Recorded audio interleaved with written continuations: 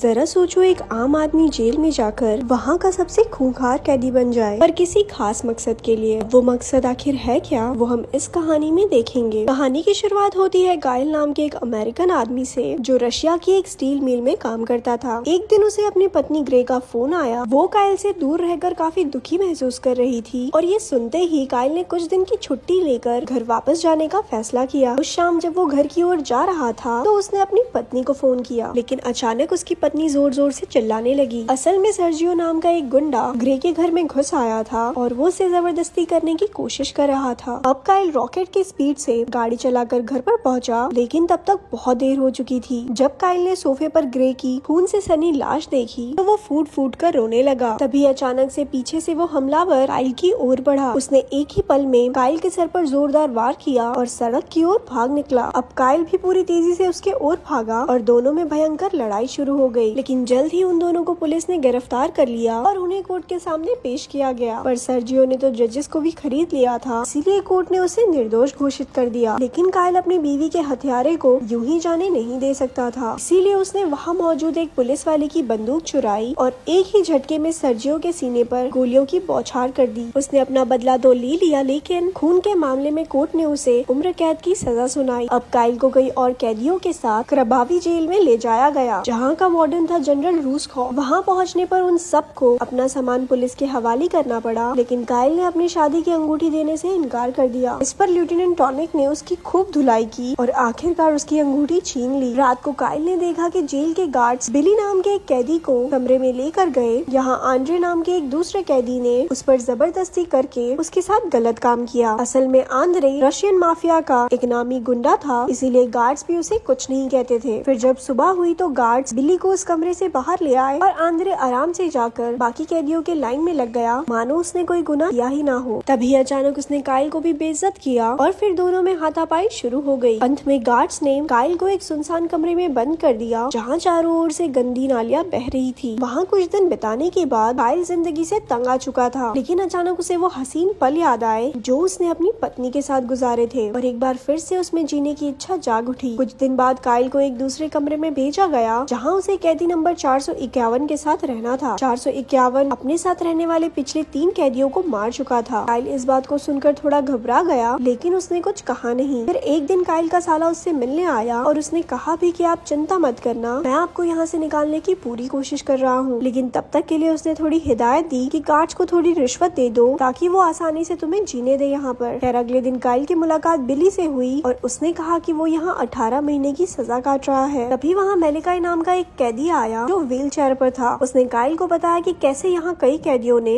अपनी गैंग्स बना रखी है और रशियन माफिया का भी इस जेल में काफी दबदबा है। खैर जैसे जैसे समय बीता काइल वहाँ की जिंदगी में ढल गया। एक रात उसने एक बुरा सपना देखा जिसमें सर्जियो उसकी पत्नी पर हमला कर रहा था और वो काफी तेज तेज सांसें लेने लगा। इससे कैदी 451 को काफी गुस्सा आ गया और उसने गुस्से में काइल का गला ही दबा दिया। काइल घबरा गया और अगले दिन उसने गार्ड्स को रिश्वत देकर अपना कमरा बदलवाने की कोशिश की, लेकिन वो अमेरिकन था, इसीलिए गार्ड्स ने उससे और ज्यादा पैसे मांगे। खैर कुछ दिन बाद जेल में फाइटिंग के मुकाबले करवाए गए। मेलिकाई ने काइल को बताया कि जनरल रूसखॉफ इन मुकाबलों में सट्टा लगाकर काफी पैसे कमाता है। मुकाबला शुरू हुआ और आंद्रे ने अपने विरोधी को कुछ ही पलों में ढेर कर दिया। फिर कुछ दिन बाद सभी कैदियों को मजदूरी के लिए ले जाया गया, जहाँ रशियन गैंग के गुंडों ने काइल को फंसाने का प्लान बनाया। उन्होंने काइल पर उन्हें अंग्रेजी में गाली देने का इल्जाम लगाया। ये सुनकर गार्ड्स ने उन्हें अपना बदला लेने का इजाजत दे दी और फिर सभी गुंडों ने मिलकर काइल को बहुत पीटा। इसके बाद एक बार फिर से गार्ड ने उसे उस गंदी नाली वाले रूम में कैद कर दिया, जहाँ उसे साथ के कमरे से अजीबोगरीब आवाजें सुनाई देने लगी। पर अब काइल दीवारें पीटने के अलावा कुछ नहीं कर सकता था। पूरे 1 महीने बाद काइल को यहाँ से बाहर निकाला गया और अब वो एकदम बदल चुका था। उसकी बाल और दाढ़ी काफी बढ़ गई थी। कुछ ही दिनों में जेल का माहौल बिगड़ने लगा, क्योंकि कैदी अक्सर लड़ाई करके एक दूसरे को मारने लगे थे। फिर एक दिन जब वो मजदूरी कर रहे थे तो अचानक वहाँ गार्ड्स पर बम से हमला हो गया। इसी मौके का फायदा उठाकर बिली अपने एक साथी के साथ भाग निकला, लेकिन पीछे से गार्ड्स ने उसके साथी को गोली मार दी और बिली को फिर से पकड़ लिया। उधर काइल को आंद्रे और उसकी गैंग अक्सर परेशान करते थे, इसीलिए उसने जमकर कसरत करनी शुरू कर दी। इसके बाद अगले मुकाबले में काइल का सामना आंद्रे से हुआ। आंद्रे उससे काफी ताकतवर था, इसीलिए वो काइल को भिगो भिगो कर पीटने लगा, लेकिन जल्द ही काइल की कड़ी मेहनत ने रंग दिखाया और अचानक उसने आंद्रे की गर्दन कुछ इस तरह मोड़ी कि उसकी मौके पर ही मौत हो गई। ये देखकर वहाँ खड़े सभी कैदी भी सोच में पड़ गए। इस मुकाबले के बाद काइल के अंदर तो पूरा जोश भर गया और आने वाले सभी मुकाबलों में उसने अपने ओपोनेंट्स को धूल चटा दी। जल्द ही पूरी जेल में सभी लोग उसकी इज्जत करने लगे। धीरे धीरे वो इतना खूंखार हो गया कि अब वो जिससे भी मुकाबला करता वो जान से जाता था। काइल का ये रूप देखकर मैलेकाई और बिली को थोड़ी चिंता होने लगी थी। खैर एक दिन बिली ने ये सबसे तंग आकर एक बार फिर से भागने की कोशिश की, लेकिन इस बार उसे मैलेकाई ने धोखा दे दिया। असल में उसने अपने जख्मों पर लगाने के लिए दवाई लालच में गार्ड्स को बिली के भागने की खबर दे दी थी। पर जैसे ही बिली पकड़ा गया तो गार्ड्स ने उसे वालिया नाम के एक फाइटर के साथ बंद कर दिया। वालिया बिली से कहने लगा कि देख मैं आदमी हूँ, आदमी से प्यार करता हूँ, तुझसे भी करूँगा चाहे तू माने या ना माने। लेकिन अचानक बिली गुस्से में आकर उसके मुंह पर थूक दिया, लेकिन यह हरकत उसे बहुत भारी पड़ी कि वालवा ने बिली को पीट पीट कर अधमरा कर दिया। अगले सुबह जब काइल ने बिली को देखा तो वो अपनी आखिरी सांसें ले रहा था, लेकिन मरने से पहले बिली ने उसे समझाया कि तुम्हारे गुस्से के पीछे भी कोई अच्छा कारण होना चाहिए। ये सुनकर काइल को एहसास हुआ कि उसे अपने मन की शांति के लिए लड़ना होगा, इसीलिए उसने आने वाले किसी भी मुकाबले में हिस्सा लेने से मना कर दिया। इससे गार्ड्स और वार्डन को आने वाले मुकाबले में काफी नुकसान हुआ और सजा के तौर पर उन्होंने काइल को धूप में लटका दिया। लेकिन इतनी मुश्किलों के बाद भी काइल ने हार नहीं मानी। वहीं दूसरी ओर जब कैदी नंबर 451 को खबर मिली कि मैलेकाई की गद्दारी की वजह से बिली की जान गई है, तो उसने बिली की मौत का बदला लेने के लिए मैलेकाई पर पेट्रोल छिड़क कर उसे जिंदा ही जला दिया। उधर काइल की हिम्मत और जज्बे से प्रभावित होकर जेल के सभी कैदियों ने आपस में ना लड़ने का फैसला किया। इसी वजह से जनरल का धंधा ठप होने लगा, पर वो एक साथ सभी कैदियों को सजा भी तो नहीं दे सकता था। वो समझ गए ये सब काइल की वजह से हो रहा है, इसीलिए उन्होंने उसे सबक सिखाने का प्लान बनाया। उन्होंने काइल की सजा खत्म कर उसे हॉस्पिटल वार्ड में इलाज के लिए भेज दिया। इसी दौरान काइल को एक दिन अपनी पत्नी की आत्मा दिखाई दी। काइल उसे देखकर कहने लगा कि वो उसे बहुत प्यार करता है। तो ग्रे ने उसे समझाया कि मैं तुम्हारी याद के रूप में हमेशा जिंदा रहूंगी। फिर बाद में जनरल रूशकॉफ अपने प्लान के मुताबिक काइल से मिलने आया और उसे जबरदस्ती एक आखिरी लड़ाई लड़ने को कहा। इस बार उसका मुकाबला था मिलॉक से, जो किसी वैशी जानवर से कम नहीं था। वो इतना खूंखार था कि उसे आम कैदियों से दूर एक अलग कमरे में बेड़ियों से बांध कर रखा जाता था। असल में मिलॉक वही कैदी था जिसकी आवाजें काइल ने उस कमरे में सुनी थी। खैर फिर मुकाबला शुरू हुआ और मिलॉक ने काइल को पटक पटक कर उसका कीमा बना दिया। अब मिलॉक उसकी जान लेने ही वाला था। काइल अचानक दरवाजा पीटने लगा। अब मिलॉक काइल को पहचान गया और उसने काइल को गले लगा लिया। असल में काइल इकलौता ऐसा आदमी था जिसने उस कमरे में कैद मिलॉक से बात करने की कोशिश की थी, लेकिन ये देखकर लेफ्टिनेंट टॉलिक तिलमिला उठा और उसने दोनों को लड़ने के लिए कहा। पर काइल कहने लगा कि चाहे मेरे छाती में गोली मार दो, लेकिन अब मैं हरगिज नहीं लड़ूंगा। अब टॉलिक काइल पर गोली चलाने ही वाला था कि अचानक मिलॉक ने ऑफिसर्स पर हमला कर दिया। जल्द ही जेल के कैदियों ने मिलकर तख्ता पलट करने के लिए गार्ड्स पर हमला बोल दिया। मौके का फायदा उठाकर काइल ने कई कैदियों को आजाद किया और चारों ओर हाहाकार मच गया। लेकिन इसी दौरान गार्ड्स ने मिलकर मिलॉक को मार डाला और काइल ने भारी मन से उसे अलविदा कहा। जल्द ही जेल में पुलिस फोर्स आई और आखिरकार उन्होंने उन सबको कमरों में कैद कर दिया। अब काइल कैदी नंबर 451 के साथ था और उसने 451 को अपनी कहानी बताई कि उसकी पत्नी के साथ क्या हुआ था और फिर वो यहाँ तक कैसे पहुँचा। उसकी कहानी सुनकर 451 ने कहा कि वो जेल से भागने में काइल की मदद कर सकता है। इसके बाद 451 ने काइल को कुछ कागजात दिखाए। असल में उनके अंदर कारावी जेल में पिछले 20 साल में हुए कत्लेआम और काले धंधे के सबूत थे। उसने काइल को ये सारे कागजात यूएस सरकार के हवाले करने को कहा। इसके बाद 451 कहने लगा कि अगर यहाँ से निकलना है पर एक आखिरी बार फाइट तो करनी पड़ेगी तुझे। काइल मान गया और फिर अगले दिन काइल का मुकाबला हुआ वालिया से। काइल ने शुरुआत में ही अपना दबदबा बना लिया और फिर एक ही झटके में उसका कंधा तोड़ डाला। तब वालिया अचानक चाकू निकालकर काइल पर वार करने आया, लेकिन काइल पीछे हट गया और चाकू सीधा जाकर रशियन माफिया के गैंगस्टर के पेट में जा लगा। फिर काइल ने वालिया का सर जोर से खम्बे में दे मारा और इसी के साथ उसकी जीत हुई। लेकिन अंत में गार्ड्स ने उसे पकड़ लिया और मारने के लिए ले गए। पर 451 पहले से जानता था कि ये ऐसा ही करेंगे, इसलिए वो एक खुफिया रास्ते से वहाँ घुस आया और गार्ड्स पर हमला कर दिया। इधर काइल ने टॉलिक के सर पर बंदूक रख के अपनी हथकड़ियाँ खुलवाई और अपनी शादी की अंगूठी भी वापस ले ली। इसके बाद वो गार्ड का भेष बनाकर वहाँ से जाने लगा और उसने 451 को भी अपने साथ चलने को कहा। लेकिन 451 ने कहा कि मैं सिर्फ इतना चाहता हूँ कि इस जेल का सच पूरी दुनिया के सामने आ जाए। आखिरकार काइल पुलिस वाला बन के जेल से बाहर निकल गया और उधर 451 ने जनरल रूशकॉफ को मार के उसे उसके पापों की सजा दी। आखिरकार काइल सुरक्षित अपने शहर पहुंच गया और उसकी बदौलत कारावी जेल का सच पूरी दुनिया के सामने आ गया। आखिरकार उस जेल को बंद कर दिया गया और सभी बेकसूर कैदी रिहा हो गए और ऐसे ये मूवी यहाँ खत्म हो गई। ऐसी और स्टोरी सुनने के लिए हमारे पेज को लाइक करें। धन्यवाद।